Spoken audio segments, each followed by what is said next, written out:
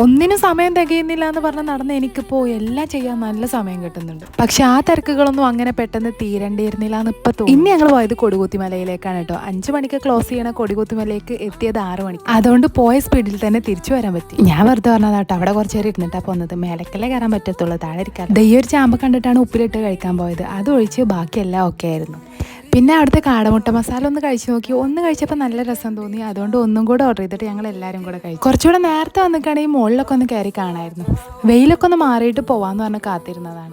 ഞാനിതിൻ്റെ മുകളിലേക്ക് ഏകദേശം ഒരു 8 വർഷം മുന്നേ കയറിയതാണ്. അതിനുശേഷം 2 പ്രാവശ്യം വന്നപ്പോഴും മുകളിലോട്ട് കയറാൻ പറ്റിയിട്ടില്ല. സാരല്ല, ഇനിയിപ്പോൾ എന്തായാലും അടുത്ത പ്രാവശ്യം നോക്കാം. തിരിച്ചു വരുമ്പോൾ അത് റോഡ് സൈഡിൽ ഇങ്ങനെ 2 പേരെ കണ്ടു. അവരുടെ സ്മോൾ ബിസിനസ്സാണ്, അത് നമ്മളല്ലേ പ്രോത്സാഹിപ്പിച്ചു കൊടുക്കേണ്ടത്. അതുകൊണ്ട് അവരുടെ കയ്യിൽ നിന്ന് 2 അച്ചാറും മേടിച്ചു. പിന്നെ പോരുന്ന വഴിക്ക് പാലട പായസം കണ്ടു. അപ്പോൾ അതും വാങ്ങി കുടിച്ചു. അപ്പോൾ ഇതൊക്കെയാണ് ഇന്നത്തെ വൈകുന്നേരം. അപ്പോൾ ഇനി നാളെ കാണാം. അതുവരേക്കും ബൈ.